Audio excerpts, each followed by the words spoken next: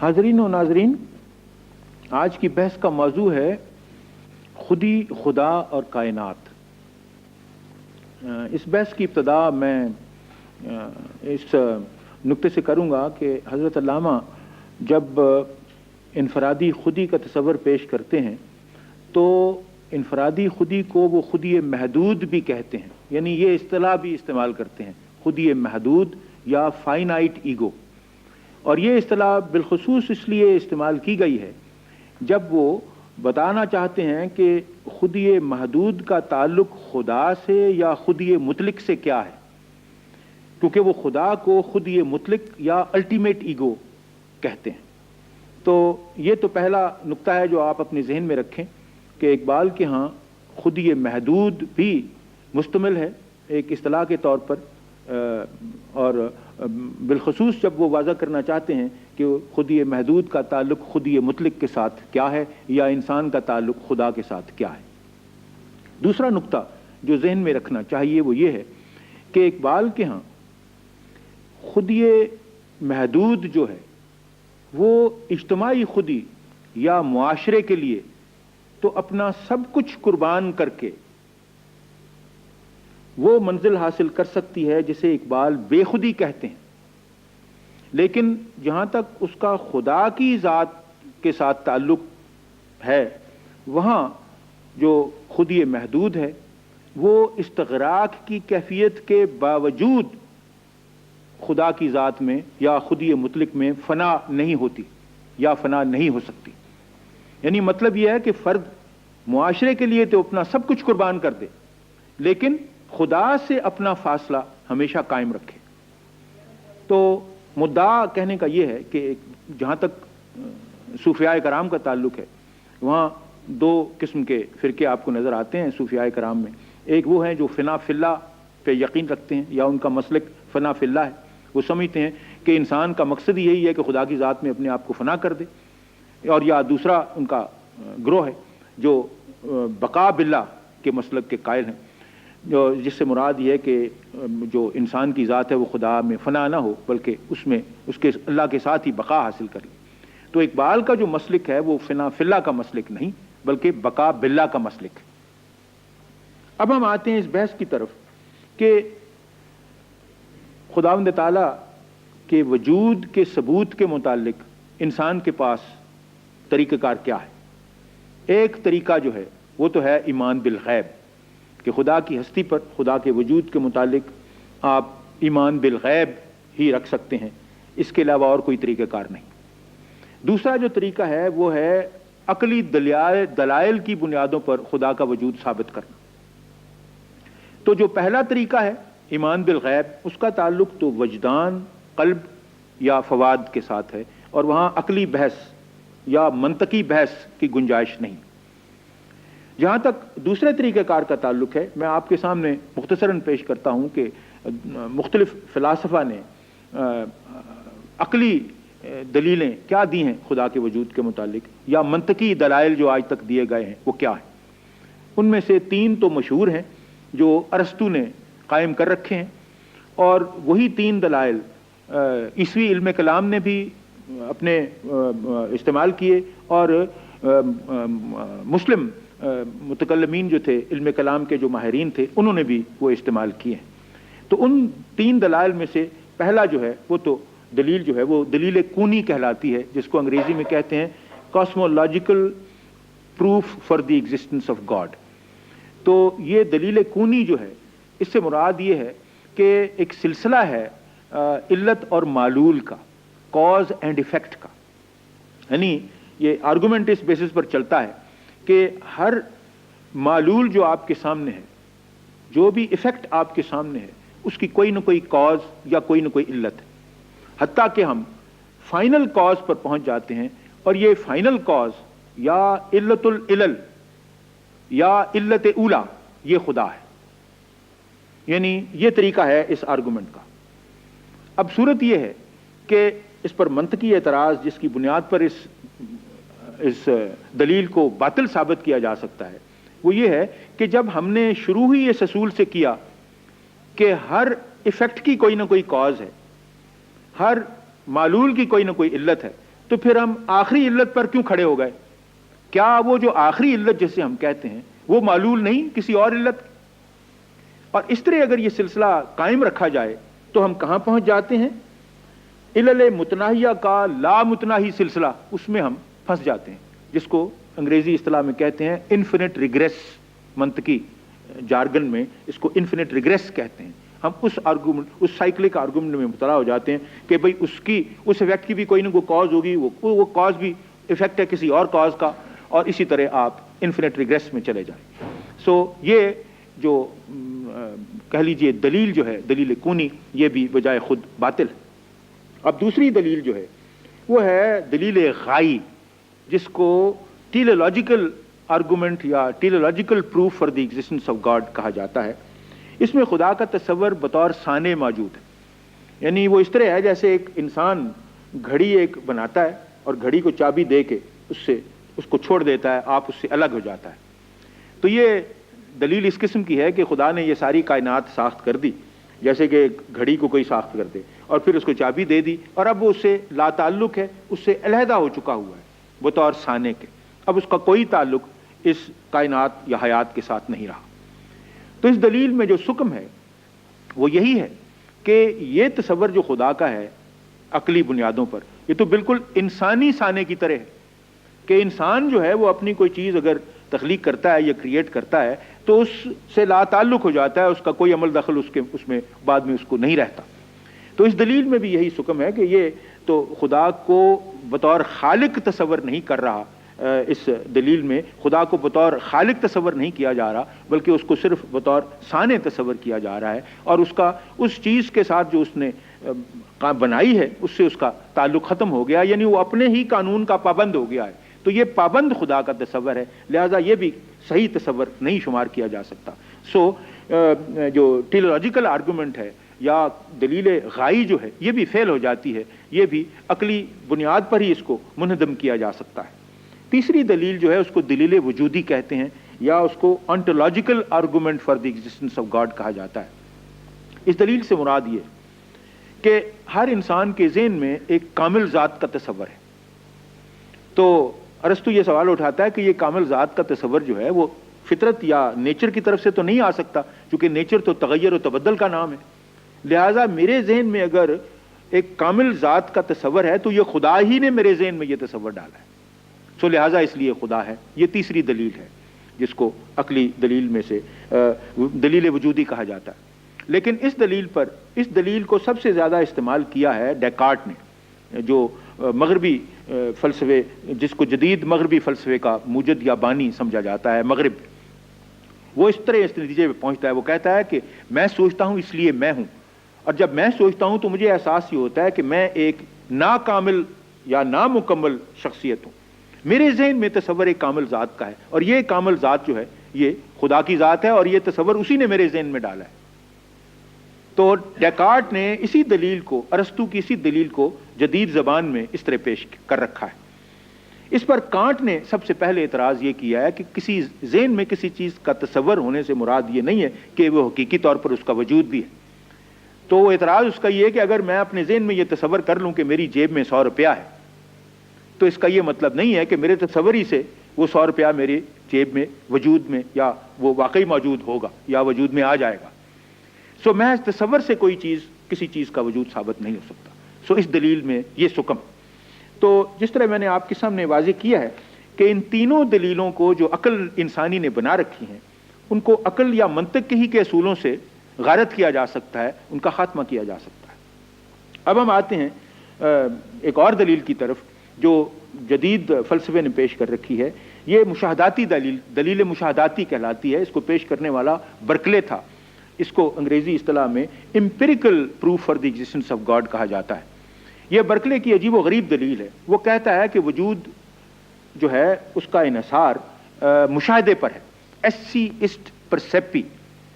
تو اس سے مراد یہ ہے کہ آپ کا وجود اس لیے ہے چونکہ آپ میرے مشاہدے میں ہیں، اور آپ کی طرف سے میرا وجود اس لیے ہے کہ آپ مجھے مشاہدہ کر رہے ہیں، آپ مجھے دیکھ سکتے ہیں، آپ مجھے سن سکتے ہیں۔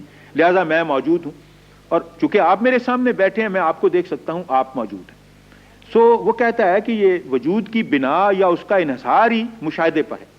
اب سوال یہ پیدا ہوتا ہے کہ جب آپ یہاں سے چلے جاتے ہیں، میں اپنے گھر چلا جاتا ہوں، تو پھر ہمارا وجود کس طرح رہتا ہے؟ پھر تو جب مشاہدہ ختم ہو گیا تو وجود بھی ختم ہو جانا چاہیے۔ وہ کہتا ہے کہ وجود ہمارا اس لیے اپنی اپنی جگہ پر رہتا ہے چونکہ ہم مسلسل خدا کے مشاہدے میں ہیں، اور اس طرح وہ مشاہداتی دلیل دیتا ہے کہ چونکہ کائنات اور حیات مسلسل خدا کے مشاہدے میں ہے، لہذا یہ موجود ہے۔ آج اگر خدا اپنی آنکھیں بند کر لے یا اپنا مشاہدہ ختم کر دے تو سب کچھ عدم وجود میں چلا جائے۔ تو اس دلیل پر اعتراض برٹرنڈ رسل نے کر رکھا ہے جو کہ خاصا مشہور ہے۔ وہ کہتا ہے کہ خدا کے مشاہدے کی تو ضرورت ہی نہیں۔ میرے کمرے میں سے فرض کیجئے میری کتب خانے میں سے گیلے پاؤں کے ساتھ ایک بطخ گزر جاتی ہے، یا ایک بلی گزر جاتی ہے، یا ایک مرغی گزر جاتی ہے، تو اس کے جو پاؤں کے نشان رہ گئے ہیں میں اسی سے ہی کہہ سکتا ہوں کہ میرے کمرے میں سے بلی گزری ہے یا بطخ گزری ہے یا مرغی گزری ہے۔ سو اس میں خدا کے مشاہدے میں رکھنے سے وہ چیز جو گزر چکی ہے میرے کمرے میں سے اس کے موجود ہونے کی دلیل جو ہے وہ تو بالکل بودھی دلیل ہے۔ سو اس طرح تو خدا کا وجود ثابت نہیں ہوتا، نہ ہی خدا کا مشاہدہ ثابت ہوتا ہے۔ تو یہ بھی دلیل جو ہے مشاہداتی دلیل یا empirical proof for the existence of God بھی ناقص ہے۔ پھر ایک اور آپ کے سامنے دلیل پیش کرتا ہوں، عقلی دلیل ہی کہہ لیجئے، چونکہ یہ دلیل عملی کہلاتی ہے، the pragmatic proof for the existence of God. یہ پیش کرنے والے فلسفی ولیم جیمز ہیں جن کا تعلق امریکہ سے ہے اور ان کا تعلق پریگمیٹک فلسفے سے ہے۔ سو پریگمیٹزم کا مطلب یہ ہے کہ عملی طور پر کسی چیز کو تسلیم کرنا اس نقطہ نگاہ سے کہ اس فائدہ کس میں ہے اور نقصان کس میں ہے۔ تو وہ کہتا ہے ولیم جیمز کہ بہتر یہ ہے کہ خدا کے وجود کو تسلیم کر لیا جائے، چونکہ تسلیم کر لینے میں زیادہ فائدہ یا مفاد ہے بنسبت اس کے کہ تسلیم نہ کیا جائے۔ چونکہ تسلیم نہ کیا جائے تو بعد میں خدا واقعی اگر نکل آئے، اس کا وجود ثابت ہو جائے، تو پھر بہتر ہے کہ ہم نے اس کو پہلے ہی تسلیم کر لیا۔ تو یہ آرگومنٹ بجائے خود میں اس پر تبصرہ نہیں کرنا چاہتا، چونکہ یہ اس کی ویلیو ہی اتنی کمزور ہے کہ میں اگر خدا کے وجود کو تسلیم کر رہا ہوں تو محض ذاتی مفاد کے لیے کر رہا ہوں۔ تو اس ثبوت میں یہ سکم ہے۔ تو آپ نے دیکھ لیا کہ جہاں تک عقل کا تعلق ہے اس کی بنیاد پر، خواہ آپ مشاہدہ کہیں خواہ آپ اس کو پریکٹیکل پریگمیٹزم کہیں، خدا کا وجود جو ہے وہ ثابت کرنا ناممکن ہے۔ تو آپ کے پاس وہی طریقہ کار رہ جاتا ہے جو ایمان بالغیب کا طریقہ کار ہے کہ اس کی ہستی پر جو اعتماد ہے وہ ایمان کی بنیاد جو ہے وہ صرف غیب پر ہی ہو سکتی ہے اور اس کا کوئی طریقہ کار نہیں۔ اب ہم آتے ہیں اقبال کی طرف کہ اس کا طریقہ کار کیا ہے۔ اقبال کے ہاں آپ کو دو قسم کے آرگومنٹس ملتے ہیں۔ ایک جو اس کی دلیل ہے خدا کے وجود کے متعلق وہ ہائیلی پرسنل ہے، وہ بہت ہی ذاتی دلیل ہے، اور وہ دلیل اس لیے ہے کہ وہ عشق رسول کی وساست سے ایمان بالغیب پر خدا کا انحصار رکھتے ہیں۔ یہ کیا طریقہ کار ہے؟ اقبال یہ کہتے ہیں کہ رسول اکرم صلی اللہ علیہ وسلم کی جو ذات تھی ان کے دشمن بھی یہ تسلیم کرتے تھے کہ وہ امین ہے، اور اس کے علاوہ حضور کو علامہ یہ بھی سمجھتے تھے کہ وہ انسان کامل ہے۔ تو کسی نے ان سے پوچھا کہ آپ کے پاس خدا کے وجود کی دلیل کیا ہے، آپ ایک اتنے بڑے فلسفی ہیں؟ تو انہوں نے اس کا جواب یہ دیا تھا کہ میرے نزدیک اتنا ہی کافی ہے کہ رسول اللہ صلی اللہ علیہ وسلم نے یا محمد رسول اللہ صلی اللہ علیہ وسلم نے کہہ دیا کہ خدا ہے، میرے لیے یہ دلیل کافی ہے۔ ایک تو یہ انداز ہے اقبال کے اس مسئلے پر سوچنے کا۔ دوسرا یہ ہے کہ ان کی ایک فلسفیانہ دلیل بھی ہے۔ یہاں یہ واضح میں کرنا چاہتا ہوں آپ کے سامنے کہ اقبال کے ہاں جو وجدان ہے وہ عقل کی ہی ایک کہہ لیجئے لطیف شکل ہے، ایک سنتھیٹک فارم ہے، ریزن کی ہی انٹیوشن ایک ریزن ہی کی سنتھیٹک فارم ہے اقبال کے ہاں۔ تو جو فلسفیانہ دلیل اقبال پیش کرتے ہیں خدا کے وجود کے متعلق، وہ فرماتے ہیں کہ اگر انسان کے جو بھی تین ذرائع تحصیل علم کے ہیں، یعنی عقل، مشاہدہ اور وجدان، ان تینوں کو اگر اکٹھا استعمال میں لائے تو خدا کا وجود جو ہے وہ ثابت ہو جاتا ہے۔ اکٹھا استعمال میں لانے سے کیا مراد ہے کہ جو علم خدا کے وجود کے متعلق اس کو عقل سے حاصل ہو، اسے مشاہدے کی کسوٹی پر پرکھے اور ساتھ ہی وجدان کی کسوٹی پر پرکھے، اور وائسا ورسا۔ اگر وہ وجدان کے ذریعے یہ علم حاصل ہوتا ہے تو اس کو مشاہدے اور عقل کی کسوٹی پر پرکھے۔ یہی دلیل جو ہے اور طریقے سے مولانا روم نے بھی پیش کر رکھی ہے۔ مولانا روم فرماتے ہیں کہ میرے سامنے اگر کوئی چیز، کوئی بات میرا صرف ذہن قبول کرے یا مشاہدہ صرف قبول کرے اور میرا دل اس کو قبول نہ کرے تو میرے نزدیک وہ باطل ہے، وہ جھوٹ ہے۔ میرے نزدیک حق وہی ہے جس کو میرا دماغ اور میرا مشاہدہ اور میرا دل بیک وقت قبول کرے، وہی صرف حق ہے۔ سو حق کے وجود کو تسلیم کرنے کا طریقہ کار، کہہ لیجئے عقلی طریقہ کار، جو اقبال اور رومی کے ہاں مقبول ہے یا وہ پیش کرتے ہیں، وہی ہے کہ تینوں ذرائع جو علم ہیں انسان کے پاس، تحصیل علم کے تینوں ذریعے جو ہیں ان کو بیک وقت استعمال میں لایا جائے۔ اب اس پر بھی اعتراض کیا جا سکتا ہے کہ تینوں ذرائع علم جو ہیں وہ اپنی اپنی جگہ پر محدود ہیں، عقل بھی اپنی جگہ پر محدود ہے، مشاہدہ بھی اپنی جگہ پر محدود ہے، اور وجدان بھی اپنی جگہ پر محدود ہے۔ تو اگر یہ تینوں محدود طرائق جو ہیں ان کو اکٹھا استعمال کیا جائے تو وہ کس صورت میں ہمیں خدا کے وجود کو ثابت کر سکتے ہیں؟ بہرحال میں صرف آپ کے سامنے یہ بتانا چاہتا تھا کہ عقلی طور پر اقبال کیا دلیل دیتے ہیں اور ان کی وجدانی دلیل خدا کے وجود کے متعلق یا اس کے خدا کے وجود کے ثبوت کے طور پر انہوں نے کیا پیش کر رکھی ہے۔ اب جب اس مرحلے پہ ہم پہنچ گئے بحث کے کہ اقبال کے ہاں خدا جو ہے اس کا وجود ہے، تو اب صورت یہ ہوتی ہے کہ یہ جو خدا کا تصور ہے اقبال کے ہاں، اس کی تین پہلو جو ہیں وہ کیا ہے؟ یعنی خدا کی ذات جو ہے، اس کا ایسنس جو ہے، اس کی نوعیت کیا ہے، پھر اس کے بعد اس کی جو فطرت ہے خدا کی، نیچر جو اس کی ہے وہ کیا ہے اقبال کے نزدیک، اور پھر اس کے بعد تیسری جو سوال اٹھتا ہے وہ یہ ہے کہ اس کا عمل جو ہے، اس کی ایکٹیویٹی جو ہے وہ کس نوعیت کی ہے۔ سو اب ان تین پہلوؤں کی طرف ہم آتے ہیں۔ پہلے لیتے ہیں خدا کی ذات کے متعلق اقبال کا تصور کیا ہے۔ اقبال کہتے ہیں کہ خدا بھی ایک شخصیت ہے، یعنی وہ بھی ایک خودی مطلق ہے۔ جس طرح محدود خودی جو ہے وہ انسان کی ہے، اس طرح خدا جو ہے وہ خودی مطلق ہے، اور اس کے لیے پیور پرسنالٹی کی اصطلاح استعمال کرتے ہیں۔ پیور پرسنالٹی یعنی شخصیت خالص، یعنی اس سے مراد یہ ہے کہ اس کا جسم نہیں ہے کوئی۔ یہ درست ہے کہ اسلامی فلسفے کی روایت میں بعض فلسفی ایسے بھی ہو گزرے ہیں جو کہ خدا کی تجسیم کے بھی قائل تھے، لیکن اقبال کے ہاں خدا کا جسم کوئی نہیں، پیور پرسنالٹی ہے، یعنی شخصیت خالص ہے خدا کی ذات۔ اور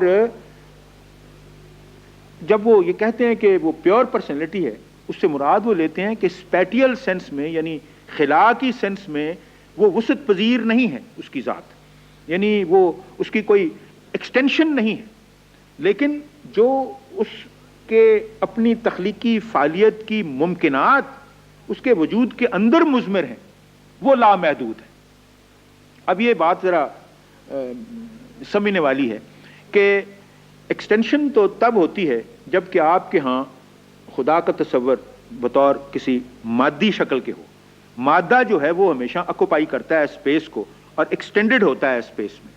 یہ آپ کو فزکس کے طالب علم جو یہاں بیٹھے ہوئے ہیں یا انجینئرنگ کے طالب علم وہ بتا سکتے ہیں، لیکن یہاں تک پیور پرسنالٹی، خدا کا تصور اگر پیور پرسنالٹی کے طور پر کیا جائے تو اقبال وہاں یہ فرماتے ہیں کہ وہاں اس کی ایکسٹینشن نہیں ہے اس کی شخصیت کی، لیکن اس کی انٹینسونیس ہے، اور انٹینسونیس سے مراد وہ لیتے ہیں کہ اس کے وجود کے اندر جو ممکنات ہیں تخلیقی فعالیت کے چھپے ہوئے، ان کی جو ممکنات ہیں وہ لامحدود ہیں۔ سو انٹینسٹی میں وہ لامحدود ہے لیکن ایکسٹینٹیو نہیں ہے اس کی ذات۔ اب یہاں ایک اعتراض جو اقبال کے تصور خدا پر کیا جا سکتا ہے اور فلسفیوں نے بعضوں نے کیا ہے، ایک برما کے فلسفی ہیں جنہوں نے اقبال کے تصور خدا پر ایک کتاب لکھ رکھی ہے، انہوں نے یہی اعتراض اقبال کے تصور خدا پہ کیا ہے کہ جس وقت بھی آپ کسی کو شخصیت دے دو تو اس کو متعین اور محدود کر دیتے ہو، چونکہ شخصیت کا تصور ہی ایک محدود اور متعین تصور ہے۔ سو لہذا اقبال کے ہاں خدا کا جو تصور ہے وہ محدود اور متعین ہے۔ اقبال اس سے انکار نہیں کرتے کہ میرے ہاں خدا کا تصور جو ہے وہ ایک شخصیت کے طور پر ہے۔ اقبال تو یہاں تک کہتے ہیں کہ جو خدا اسلام ہے وہ پسند ہی نہیں کرتا کہ اس کو خدا کہا جائے، بلکہ وہ تو اپنا نام سے بلانا چاہتا ہے جو اس کا نام اللہ ہے، اور اللہ ایک شخصیت کا نام ہے، یہ ایک عنصر کا نام نہیں ہے۔ It's not a shapeless element, ایک لا صورت عنصر نہیں ہے، تو ایک شخصیت ہے، اسی لیے وہ چاہتا ہے کہ مجھے میرے نام سے پکارو، میرا نام اللہ ہے۔ تو اس بنا پہ اعتراض جو ہے، جس طرح میں نے آپ کے سامنے واضح کیا ہے کہ شخصیت ہمیشہ ایک محدود کرتی ہے اس کی کسی ذات کو، تو اس کے متعلق اقبال فرماتے ہیں کہ محدود اس نقطہ نگاہ سے ہو تو ہو اگر آپ اسپیٹیل سینس میں خدا کو لیں، کیونکہ خدا کا جسم نہیں ہے، لیکن وہ اپنے جذبات کی، احساسات کی گہرائی جو ہے اس میں لامحدود ہے. جو ممکنات ہیں اس کے ہاں اندر، یعنی کریٹیوٹی کے یا تخلیقی فعالیت کے، وہ لامحدود ہے. اور اس ضمن میں وہ ہماری توجہ مبذول کرتے ہیں سورہ نور آیت 35 کی طرف. یہ سورت کا جو سورہ کا میں اردو متن آپ کے سامنے پیش کرتا ہوں. اس میں اللہ تعالیٰ فرماتے ہیں قرآن مجید میں، اللہ آسمانوں اور زمینوں کا نور ہے، مثال اس نور کی ایک تاک کی سی ہے جس میں ایک چراغ روشن ہو، ایسا چراغ جو ایک شیشے کی قندیل میں ہو اور قندیل گویا ایک چمکتا ہوا ستارہ ہو. یہ خدا نے اپنی ذات کے متعلق تفصیل دی ہوئی ہے قرآن مجید میں، اور یہ تفصیل جس طرح میں نے عرض کیا ہے سورہ نور میں موجود ہے، آیت 35. اب اس کی تفسیر جو علامہ فرما رہے ہیں وہ میں آپ کے سامنے پیش کرتا ہوں. یہ ان کی کوٹیشن ہے. آپ فرماتے ہیں، اس آیت کے ابتدائی حصے سے تو بے شک یہی معلوم ہوتا ہے کہ یہاں ذات الہیہ کو انفرادیت سے دور رکھنے کی کوشش کی گئی ہے، لیکن جب ہم اس استعارے کا تا آخر مطالعہ کرتے ہیں تو یہ امر واضح طور پر سامنے آ جاتا ہے کہ اس کا مقصد اس کے بالکل برعکس ہے. اس لیے کہ جوں جوں یہ استعارہ آگے بڑھتا ہے، اس خیال کی نفی ہو جاتی ہے کہ ذات الہیہ کا قیاس کسی لا صورت کونی عنصر پر کیا جائے. لا صورت کونی عنصر سے مراد ہے شیپ لیس کاسمولوجیکل ایلیمنٹ، کہ خدا شیپ لیس کاسمولوجیکل ایلیمنٹ نہیں ہے. کیونکہ اول تو اس استعارے نے نور کو شعلے پر مرتکز کر دیا، اور پھر اس کی انفرادیت پر مزید زور اس طرح دیا ہے کہ یہ شعلہ ایک شیشے کی قندیل میں ہے، اور قندیل ستارے کی مانند ہے، جس سے ظاہر ہے ایک مخصوص اور متعین وجود.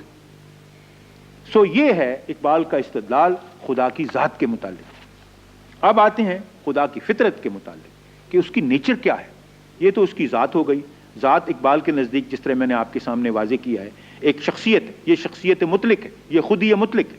اب آتے ہیں اس کی فطرت کیا ہے، اس کی نیچر کیا ہے. اقبال کہتے ہیں کہ خودی کا مقصدی انکشاف ذات ہے.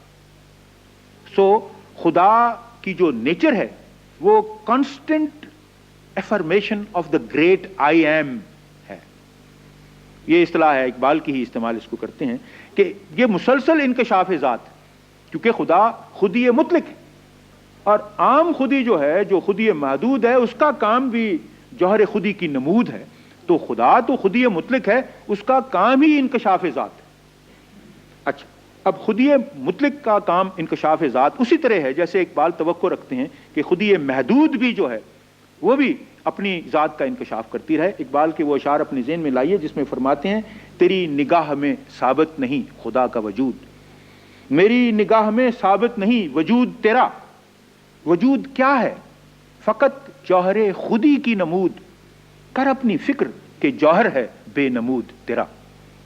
تو ان کے نزدیک تو اگر خودی بیدار آپ میں ہے تو آپ تو مسلسل کہہ لیجئے تخلیقی فعالیت ہی ہوں گے، یعنی آپ سے جو بھی عمل سرزد ہوگا وہ تخلیقی ہوگا اگر آپ کی خودی بیدار ہے.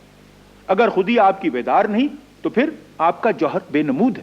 تو وہ انسانی خودی کے متعلق یہ الفاظ کہہ رہے ہیں.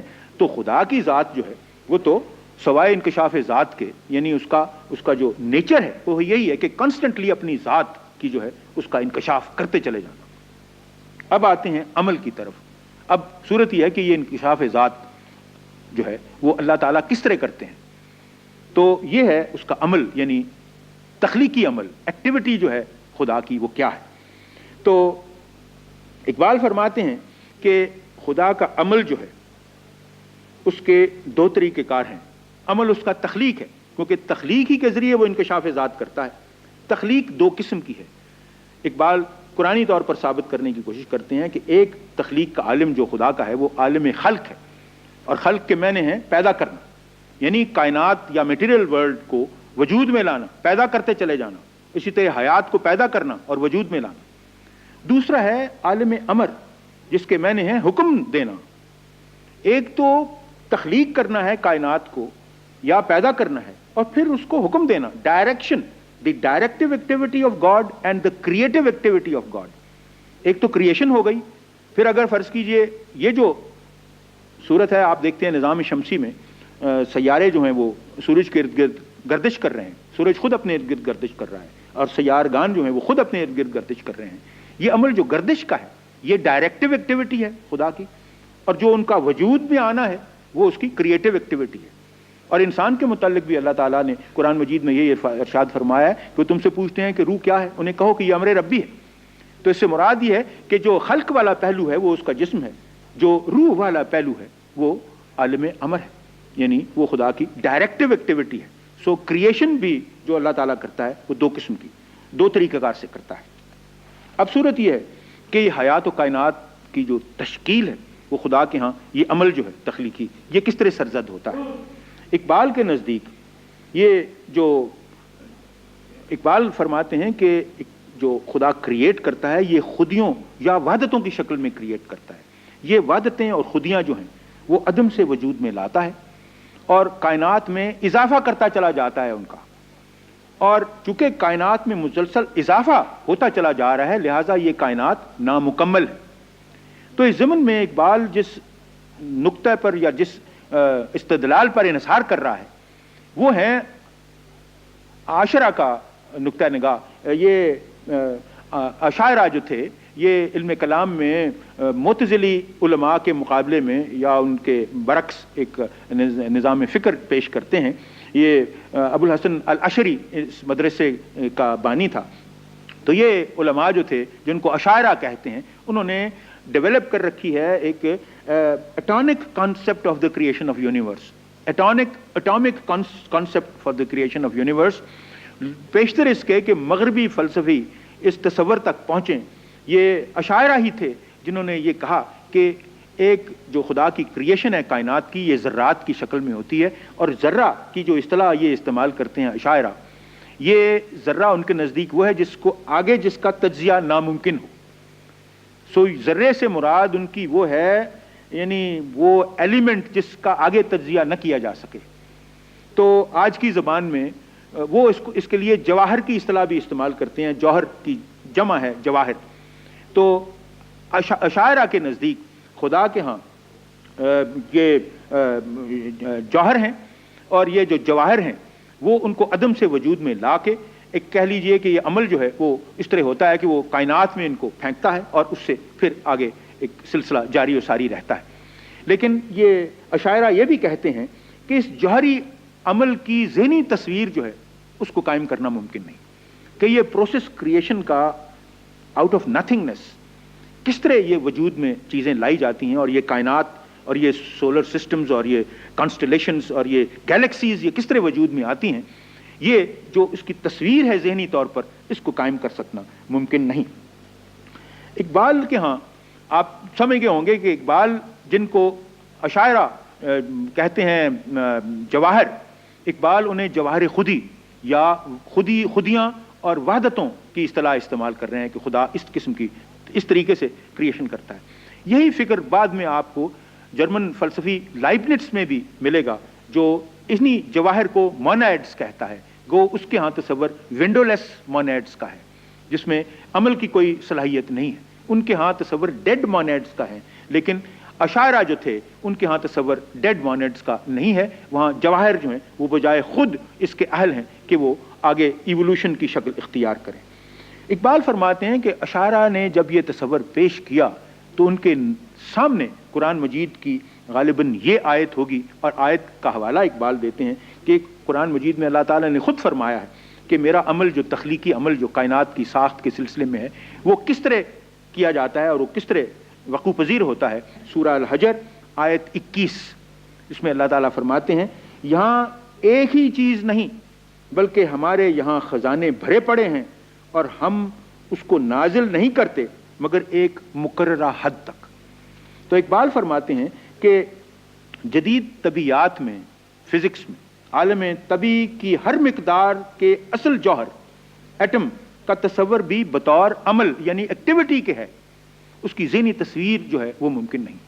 اب یہ ماڈرن فزکس کی تھیری ہے کہ جس وقت آپ ایٹم کو بریک اپ کرتے ہیں، الیکٹرانز پروٹونز رہ جاتے ہیں، تو اس کے بعد آپ اس کے لیے یہی کہہ سکتے ہیں کہ ایکٹیویٹی ہے، مادہ تو غائب ہو گیا، یعنی میٹر تو ڈس اپیئر کر گیا، اب صرف ایکٹیویٹی رہ گئی ہے، اور اس ایکٹیویٹی کو آپ ذہنی طور پر اس کی تصویر جو ہے وہ قائم نہیں کر سکتے کہ وہ کیا ہے۔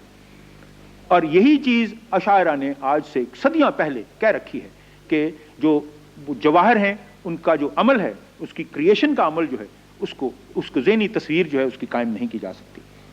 اقبال فرماتے ہیں کہ وہ وقت قریب آ رہا ہے جب سائنس تصدیق کرے گی قرآن مجید کی آیات کی، اور جو کچھ بھی قرآن مجید میں اللہ تعالیٰ نے کائنات کی تخلیق کے متعلق کہہ رکھا ہے۔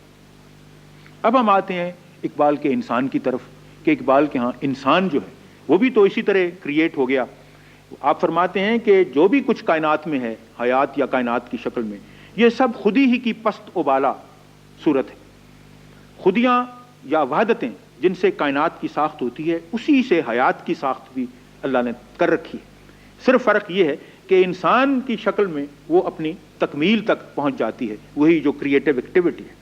باقی ہو سکتا ہے پست صورتیں ہوں خودی کی، مگر انسان کی صورت جو ہے وہ اس میں وہ اپنی تکمیل کو پہنچ جاتی ہے۔ یعنی اقبال یہاں ایٹم کے جو میکینیکل یعنی کہہ لیجئے اس کی ساخت ہے، اس سے جو مائنڈ کی ایٹم ہے ان کی اس میں تفریق نہیں کرتے۔ اقبال کے نزدیک مائنڈ وہ باڈی ہی سے ایمرج کرتا ہے، یعنی مطلب ان کا کہنے کا یہ ہے کہ یہ جو کائنات کی تشکیل ہے اس میں حیات و کائنات میں فرق نہیں ہے، یا مادے یا روح کا بنیادی فرق نہیں ہے۔ خدا کے عمل میں فرق ہو کہ وہ کہتا ہے ایک عمل کریٹو ہے، دوسرا عمل ڈائریکٹو ہے، لیکن جو اس کی کریٹیوٹی کی ایفرٹ ہے اس میں دوئی نہیں، اس میں وحدت ہی ہے۔ اور اسی بنا پر انسان کی جو صورت ہے، چونکہ خدا کی اپنی ذات جو ہے وہ کہہ لیجئے ایک تخلیقی فعالیت ہے، لہذا انسان بھی چونکہ خود یہ محدود ہے، فائنائٹ ایگو ہے، اس میں بھی یعنی وہ بھی ایک تخلیقی فعالیت ہے۔ سو انسان تخلیقی فعالیت اگر ہو گئی تو اقبال اس کو کس طرح کنسیو کرتا ہے؟ اقبال کے نزدیک صحیح جو تصور انسان کا ہے وہ کیا ہے؟ وہ یہی کہ مسلسل پیچ و تاب کھاتا ہوا، متجسس، بےتاب، بے چین، بے قرار، یہ ہے اصلی انسان کی علامات جو اقبال کے ہاں پایا جاتا ہے۔ وہ انسان جو بےتاب ہو، جو متجسس ہو، جو بے چین ہو، بے قرار ہو، پیچ و تاب کھا رہا ہو، تاکہ وہ کانسٹنٹلی کریٹو ہو، اس کی جو فعالیت ہے وہ کریٹو ہو۔ اس لیے اقبال کے ہاں جنت اور جہنم یہ جگہ نہیں، یہ مقامات نہیں، بلکہ یہ احوال ہیں یا کیفیات ہیں، اور ان کیفیات کا مقصد یہ ہے کہ ان تجربات سے خود ہی جو ہے وہ اپنی اصلاح کرتی رہے۔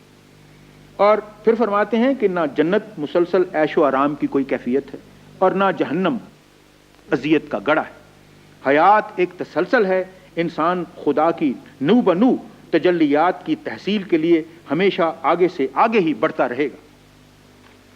اب انسان اپنی صلاحیتوں اور اپنے گرد و نواح کی قوتوں یا وسائل کے ذریعے سے کائنات کی تقدیر متشکل کر سکتا ہے، اور اس بدتریج تغیر پذیر سلسلہ عمل میں جو خدا نے جاری کر رکھا ہے وہ خدا کا معاون اور ہمکار بن سکتا ہے۔ وہ معاون اور خدا کا معاون اور ہمکار بن سکنے کی اہلیت رکھتا ہے، چونکہ وہ ایک بہتر اور خوب تر عالم کا تصور کر سکتا ہے، اس لیے موجود کو مطلوب میں بدلنے کی صلاحیت اور قدرت رکھتا ہے۔ اب یہاں جب ہم بحث پہ پہنچتے ہیں تو یقین کیجئے کہ اقبال کا جو مسلک ہے وہ وصال کی بجائے فراق پہ زیادہ اہمیت دے رہے ہیں۔ خدا اور انسان کا تعلق جب اس کے متعلق سوچتے ہیں، آپ کے ہاں جن کو علم ہے کہ وحدت وجود میں یہ تصور موجود ہے کہ انسان کا جو منتہا نظر ہے وہ یہی ہے کہ قطرہ جو ہے وہ سمندر میں اپنے آپ کو فنا کر لے، یہ فنا فی اللہ کا تصور یا فنا فی اللہ کا مسلک کہلاتا ہے۔ یہ ان صوفیاء میں مقبول ہے جو وحدت وجود کے قائل ہیں۔ دوسرا جو اہل معرفت یا صوفیاء کرام میں گروہ ہے وہ ہے وحدت شہود کا، وہ کہتے ہیں کہ خدا تک رسائی انسان کی ممکن ہی نہیں، اور جو وحدت شہود کا تجربہ ہے یہ محض ایک تجربہ ہے، یہ حقیقت تک پہنچنے کا طریقہ کار نہیں۔ لیکن اقبال کے ہاں یہ صورت ہے کہ خودی مطلق اور خودی محدود کا آپس میں منوتو کا فرق قائم رہتا ہے، استغراقی کیفیت کے باوجود قائم رہتا ہے، یعنی قطرہ سمندر میں فنا نہیں ہوتا، بلکہ جس طرح ایک موم بتی اپنے شعلے کو برقرار رکھتی ہے سورج کی روشنی میں، یا جس طرح موتی سمندر میں رہتے ہوئے سمندر سے الگ رہتا ہے، اقبال کے ہاں یہ تصور ہے انسان اور خدا کا، یعنی اقبال خدا کی ذات میں انسان کے فنا کا تصور آپ کے سامنے پیش نہیں کر رہے، وہ بقا کا تصور پیش کر رہے ہیں۔ ان کے ہاں جو مسلک ہے، وہ جو کیفیت ہے وہ وصال کی نہیں، وہ فراق کی کیفیت ہے، فنا کی کیفیت نہیں، بقا کی کیفیت ہے۔ سو اقبال کے انسان کا منتہائے نظر جو ہے، مقصود نظر جو ہے، وہ فنا فی اللہ کی منزل حاصل کرنا نہیں، بلکہ بقا باللہ کی منزل حاصل کرنا ہے۔ اب اس سٹیج پر میں بحث کو ختم کرتا ہوں، اور اگر آپ کے ذہن میں کوئی سوال اٹھتا ہے تو بے شک کہیے۔ خدا کے وجود کے متعلق تصوریت فلاسفہ کہتے ہیں کہ حقیقت ذہن کا کرشمہ ہے، اقتدار حیات اور ذات خداوندی نعوذ باللہ اختراع ذہنی ہے سے زیادہ حیثیت نہیں رکھتے، جس طرح ریاضی میں صفر کا وجود ایک ذہنی مفروضہ ہے اور اسی سارا ریاضی چلتی ہے۔ آپ کے اس سلسلے میں کیا خیال ہے؟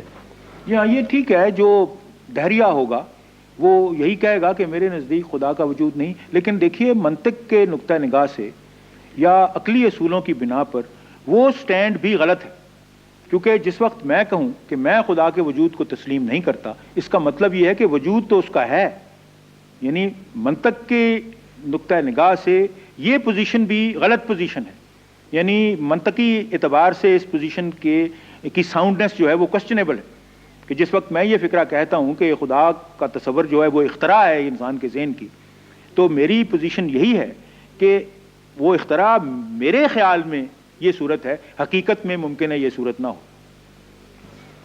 آپ نے فرمایا کہ خدا کی ایک شخصیت ہے جس کا جسم نہیں ہے، تو آپ کے نزدیک خدا کی شخصیت جو ہے بغیر جسم کے کس طرح ہو سکتی ہے؟ یہ آپ نے جو سوال کیا ہے اس سے مراد یہ ہے کہ جسم کا ہونا شخصیت کے لیے ضروری ہے، تو جسم کا ہونا آپ شخصیت کے لیے اسی لیے ضروری سمجھ رہے ہیں کہ جسم جو ہے وہ شخصیت کو ایک مخصوص اور متعین کر دیتا ہے، یعنی جسم شخصیت کو متعین اور مخصوص کرتا ہے، اسی وجہ سے آپ جسم کی اہمیت شخصیت کے ساتھ لگا رہے ہیں۔ لیکن اگر شخصیت بجائے خود مخصوص اور متعین ہو تو پھر جسم کی ضرورت کیا ہے؟ اور اگر آپ کی شخصیت نے حیات بعد موت حاصل کرنا ہے تو تب بھی آپ کی شخصیت تجسیم کے بغیر ہوگی۔ سو شخصیت یا شعور کا تصور جسم کے بغیر بھی کیا جا سکتا ہے، یہ میرے کہنے کا مقصد ہے۔ سو خدا کی شخصیت جو ہے اس کا تصور جسم کے بغیر پورے طور پر کیا جا سکتا ہے۔